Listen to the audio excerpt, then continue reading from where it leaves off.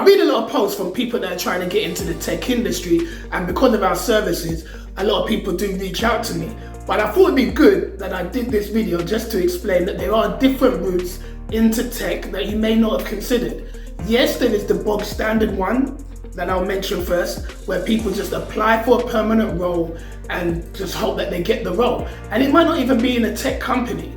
It might be just in an organization that has an IT department. And there's nothing wrong with that, but there are differences to going for a role in a predominantly IT company, a tech company. But if there's an opening, if there's an opportunity in another organization, in an IT department, go for it. The only thing I think about this is that a lot of people are saying that they go for these roles only to find that the employer is asking for people with experience. And if you're new to IT, if you're new to the tech industry, then obviously you would lack the experience.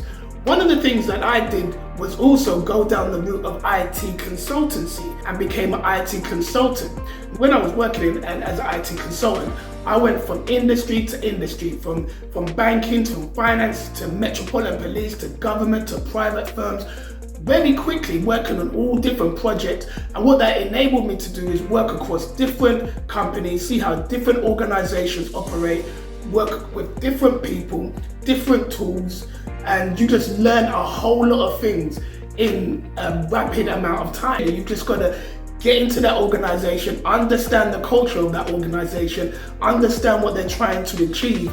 And so it just develops you and shapes you to work in any environment.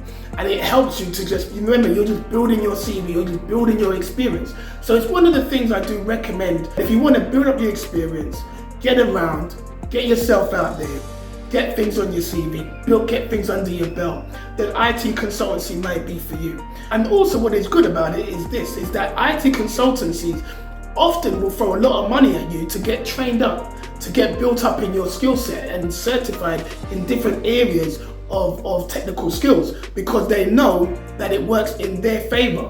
That, hey, if I can get this guy trained up or this woman trained up in ITIL, if I can get her trained up in Prince 2, or if I can get her trained up in Agile Project Management or as a Scrum Master, they know that you're going to apply that to your role, and then they're able to sell you more to other clients. I've worked in a lot of companies where they've got a graduation scheme.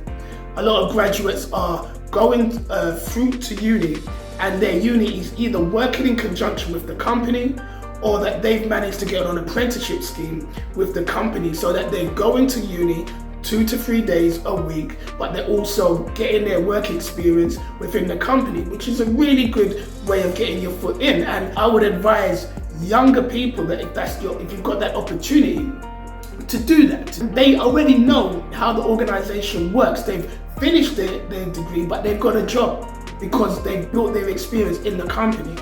Another way is, if you don't get into a graduate program, but you're going to uni, there's nothing stopping you from going to an IT firm. Just do your research, do your due diligence, go online, look for IT company, and just approach them.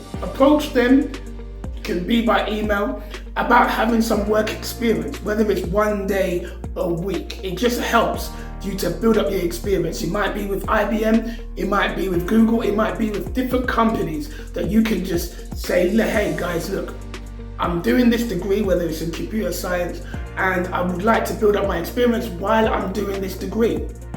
And you can approach them. Perhaps they can let you come in for 1 day a week. Don't narrow down the job description. Like if you're doing a software development course or something and you want to apply for experience with a company separately, it might not be the experience of software development. That's okay. It might be just getting the tea.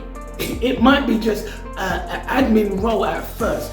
You've got yourself in there, you're getting in that environment, you're seeing how things work, you're able to put it down on your resume, and you're able to say, look, I've done this alongside studying, and it just shows the employer that you will go to afterwards.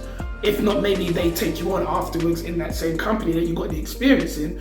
But if you go to another company afterwards, it shows them that you have put yourself out there. You've done this voluntarily, because yes, you might not get paid, and you've got experience, you've built up experience. Sometimes we think we've got to take the deep dive in and get experience, but don't overlook small things. Don't overlook the one day in working in a company in your spare time, or the couple hours here in the morning, here or there.